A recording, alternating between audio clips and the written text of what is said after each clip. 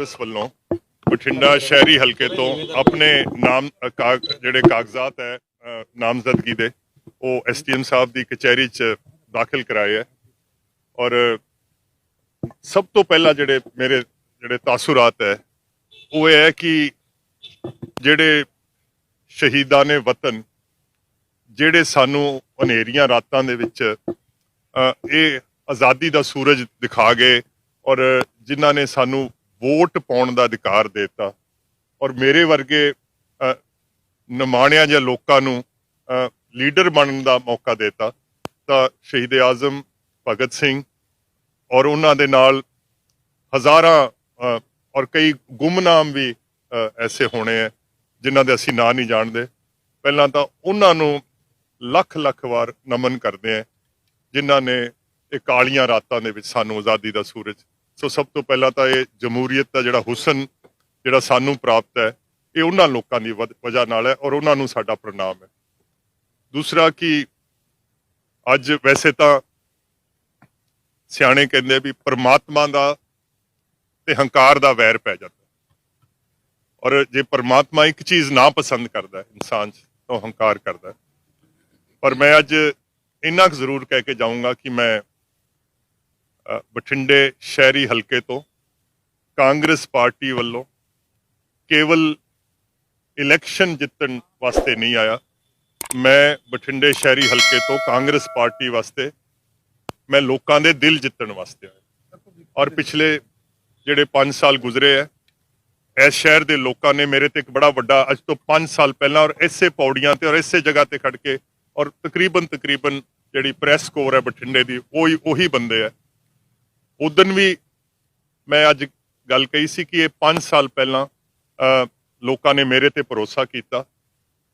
ਬਠਿੰਡੇ ਦੇ ਲੋਕਾਂ ਦਾ ਭਰੋਸਾ ਮੇਰੇ ਲਈ ਇੱਕ ਬੜੀ ਵੱਡੀ ਜ਼ਿੰਮੇਵਾਰੀ ਸੀ ਔਰ ਬਠਿੰਡੇ ਦੇ ਲੋਕਾਂ ਦੀ ਇੱਕ ਮੁਕੱਦਸ ਇਮਾਨਤ ਸੀ ਜਿਹੜੀ 5 ਸਾਲ ਮੇਰੇ ਕੋਲੇ ਰਹੀ। ਪਿਛਲੇ 5 ਸਾਲ ਮੈਂ ਆਪਣੇ ਦੇਸ਼ ਵਾਸਤੇ ਤੇ ਬਠਿੰਡਾ ਸ਼ਹਿਰ ਵਾਸਤੇ ਮੈਂ ਬਿਹਤਰ ਤੋਂ ਬਿਹਤਰ ਸੋਚ ਰੱਖੀ ਔਰ ਮੈਨੂੰ ਸੰਤੁਸ਼ਟੀ ਹੈ ਕਿ ਜਿੰਨੀ ਕੁ ਪਰਮਾਤਮਾ ਨੇ ਮੈਨੂੰ ਲਿਆਕਤ ਦਿੱਤੀ ਸੀ ਔਰ ਜਿੰਨੀ ਕੁ ਪਰਮਾਤਮਾ ਨੇ ਮੈਨੂੰ ਅਕਲ ਦਿੱਤੀ ਸੀ ਮੈਂ ਆਪਣੇ ਪੰਜਾਬ ਵਾਸਤੇ ਤੇ ਆਪਣੇ ਸ਼ਹਿਰ ਵਾਸਤੇ ਬਿਹਤਰ ਤੋਂ ਬਿਹਤਰ ਕੰਮ ਕਰਨ ਦੀ ਕੋਸ਼ਿਸ਼ ਕੀਤੀ ਹੈ। ਹੁਣ ਤੁਸੀਂ ਤੁਹਾਡਾ ਸਵਾਲ ਇਹ ਹੋਊਗਾ ਕਿ ਤੁਹਾਨੂੰ ਇਲੈਕਸ਼ਨ 'ਚ ਕੀ ਲੱਗਦਾ।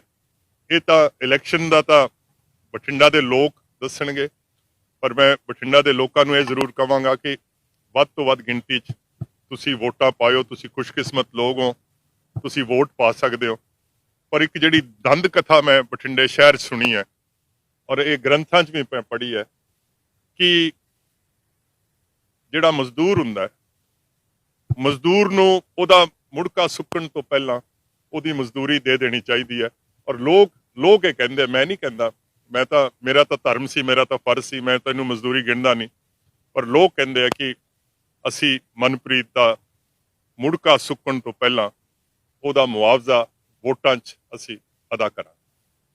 Thank you. Badal Sahib league party ਦੀ ਜਿਹੜੀ ਟਕਸਾਲੀ ਕਾਂਗਰਸੀ ਜਗਰੂਪ ਸਿੰਘ ਗਿੱਲ ਇੱਕ ਪਾਸੇ ਦੂਜੇ ਪਾਸੇ ਰਾਜਨਾਮਾ ਦਾ ਲੱਗਦਾ ਹੈ ਨੁਕਸਾਨ ਪਹੁੰਚਾਉਣਗੇ ਕਾਂਗਰਸ ਦੀ ਸੀਟ ਸਭ ਇਹ ਮੈਂ ਤਾਂ ਨਹੀਂ ਕਹਿ ਸਕਦਾ ਪਰ ਇੰਨਾ ਜ਼ਰੂਰ ਕਹਿ ਸਕਦਾ ਕਿ ਜਿੰਨੇ ਵੀ ਕੈਂਡੀਡੇਟ ਆਮ ਆਦਮੀ ਪਾਰਟੀ ਨੇ ਪੰਜਾਬ 'ਚ ਨਾਮਜ਼ਦ ਕੀਤੇ ਹੈ ਔਰ ਇਹ ਆਪਣੇ ਆਪ ਨੂੰ ਕਹਿੰਦੇ ਕਿ ਅਸੀਂ ਇੱਕ ਸਿੱਖ ਜਮਾਤ ਹੈ with a difference.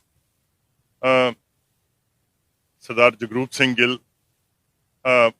Congress party 'ਚੋਂ ਉਹਨਾਂ ਨੂੰ ਨਾਮਜ਼ਦ ਕਰਤਾ। ਬਿਲਕੁਲ ਸਾਥ ਵਾਲਾ ਹਲਕਾ ਹੈ ਬਠਿੰਡਾ ਦਿਹਾਤੀ। ਜਿਹੜੇ ਪਿਛਲੀ ਵਾਰੀ ਅਕਾਲੀ ਦਲ ਦੇ ਕੈਂਡੀਡੇਟ ਸੀ ਉਹ ਹੁਣ ਆਮ ਆਦਮੀ ਪਾਰਟੀ ਦੇ ਕੈਂਡੀਡੇਟ ਹੋ ਗਏ ਆ। ਤਾਂ ਜਿਸ ਕਿਸਮ ਦੀ ਪੋਲਿਟਿਕਸ ਉਹ ਕਹਿ ਰਿਹਾ ਕਿ ਅਸੀਂ ਪੰਜਾਬ ਦੇ ਵਿੱਚ ਉਹਨੂੰ ਅਸੀਂ ਪਰਖਣਾ ਚਾਹੁੰਦੇ ਹਾਂ ਤਾਂ ਮੈਨੂੰ ਤਾਂ ਉਹ ਲੱਗਦਾ ਨਹੀਂ ਔਰ ਮੈਂ ਸਮਝਦਾ ਕਿ ਲੋਕ ਜਿਹੜੇ ਹੈ ਉਹ ਬਾਸ਼ਹੂਰ ਹੈ। ਨਫਾ ਨੁਕਸਾਨ ਨੇਕੀ ਬਦੀ ਦਾ ਰੁਖ ਜਿਹੜਾ ਹੈ ਉਹਨਾਂ ਨੂੰ ਪਤਾ ਹੈ। ਮੇਰੀ ਉਮਰ ਵੀ ਤਕਰੀਬਨ ਕਮੋ ਪੇਸ਼ 60 ਸਾਲ ਦੀ ਹੋ ਗਈ ਹੈ, ਇੱਕ ਸਾਲ ਘੱਟ ਹੈ। 60 ਸਾਲ ਜਿਹੜਾ ਬੰਦਾ ਇਸ ਧਰਤੀ ਤੇ ਰਿਹਾ ਹੋਵੇ ਉਹ ਬੰਦਾ ਚੰਗਾ ਹੈ, ਮਾੜਾ ਹੈ, ਨੇਕ ਨੀਅਤ ਹੈ, ਬਦ ਨੀਅਤ ਹੈ, ਇਹ ਲੋਕਾਂ ਤੋਂ ਇਹ ਗੱਲ ਲੁਕੀ ਛੁਪੀ ਨਹੀਂ ਰਹਿੰਦੀ ਔਰ ਮੇਰਾ ਇਹ ਵੀ ਮੰਨਣਾ ਹੈ ਕਿ ਕੈਂਡੀਡੇਟ ਦਾ ਕਿਰਦਾਰ, ਉਹਦਾ ਅਖਲਾਕ ਪਾਰਟੀਆਂ ਨੂੰ ਤਾਂ ਵੋਟ ਪੈਂਦੀ ਹੈ, ਔਰ ਕਾਂਗਰਸ, ਮੈਂ ਖੁਸ਼ਕਿਸਮਤ ਹੈ ਕਿ ਬਠਿੰਡਾ ਸ਼ਹਿਰ ਜਿਹੜਾ ਹੈ ਇਹ ਰਿਵਾਇਤੀ ਕਾਂਗਰਸ ਦੀ ਸੀਟ ਹੈ, ਔਰ ਬਹੁਤ ਵੱਡਾ ਇੱਕ ਤਬਕਾ ਹੈ ਜਿਹੜਾ ਪੀੜ੍ਹੀ ਦਰ ਪੀੜ੍ਹੀ ਨਸਲ ਦਰ ਨਸਲ ਕਾਂਗਰਸ ਪਾਰਟੀ ਨੂੰ ਵੋਟਾਂ ਪਾਉਂਦਾ ਹੈ।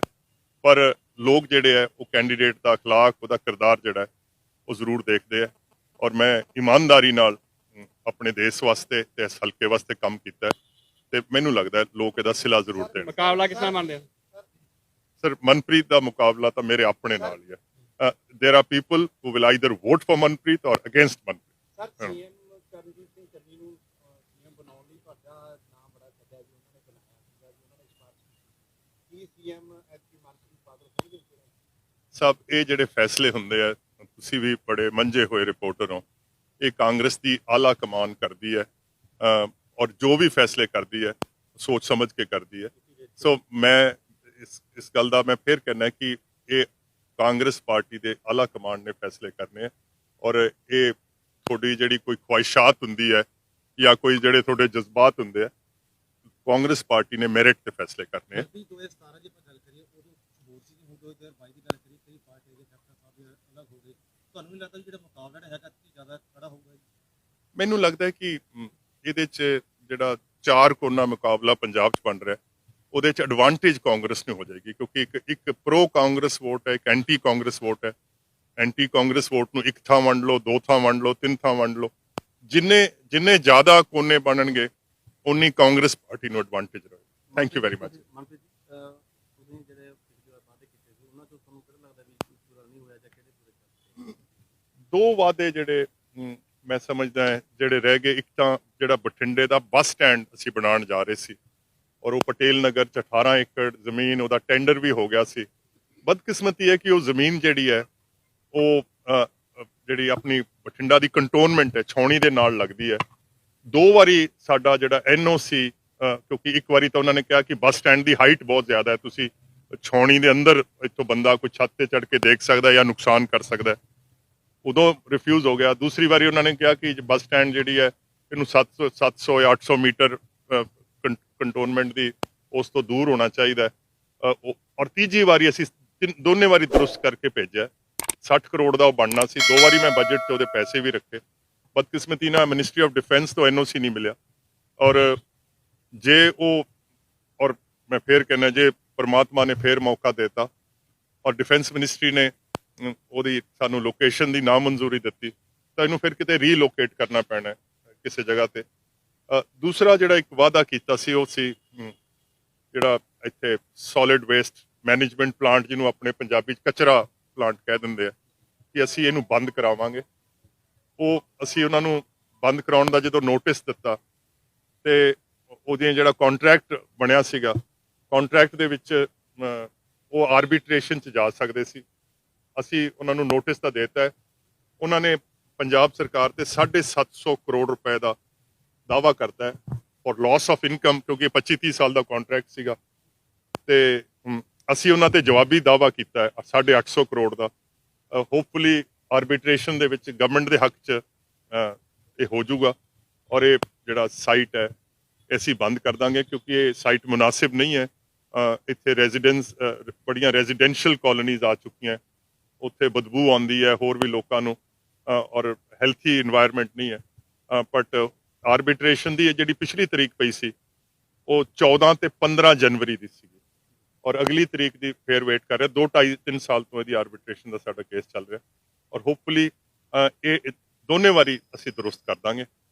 ਔਰ ਆਇੰਦਾ ਜਿਹੜਾ ਮੇਰਾ ਦਿਲ ਇਸ ਗੱਲ ਦੀ ਗਵਾਹੀ ਦੇਣ ਨੂੰ ਤਿਆਰ ਹੈ ਕਿ ਬਠਿੰਡਾ ਸ਼ਹਿਰ, ਇਹ ਪੰਜਾਬ ਦੇ ਜਿੰਨੇ ਵੀ ਸ਼ਹਿਰ ਹੈ, ਇਹਨਾਂ ਸਾਰਿਆਂ ਸ਼ਹਿਰਾਂ ਤੋਂ ਸਭ ਤੋਂ ਸੋਹਣਾ, ਸਭ ਤੋਂ ਹਸੀਨ, ਸਭ ਤੋਂ ਦਿਲਕਸ਼ ਜਿਹੜਾ ਸ਼ਹਿਰ ਹੋਏਗਾ ਉਹ ਬਠਿੰਡਾ ਹੋਏਗਾ। ਬਠਿੰਡਾ ਸ਼ਹਿਰ ਜਿਹੜਾ ਇਸ ਵੇਲੇ ਟੋਟਲੀ ਪਲੈਨਿੰਗ ਦੇ, ਅਰਬਨ ਟਾਊਨ ਪਲੈਨਿੰਗ ਦੇ ਸ਼ਿਕੰਜੇ 'ਚ ਹੈ। ਇਹਦੇ 'ਚ ਕੋਈ ਹੈਜ਼ਰਡ ਜਿਹੜੀ ਗਰੋਥ ਹੈ, ਜਾਂ ਜਿਹਨੂੰ ਕੱਚੀਆਂ ਆਬਾਦੀਆਂ ਕਹਿੰਦੇ ਆ, ਬਹੁਤ ਘੱਟ ਹੈ। ਇਹ ਛੋਟੀ ਜੀ ਮੰਡੀ ਤੋਂ ਸ਼ੁਰੂ ਹੋਇਆ ਸੀ, ਬਾਕੀ ਸ਼ਹਿਰ ਪਹਿਲਾਂ ਹੀ ਬਹੁਤ ਵੱਡੇ ਸੀ।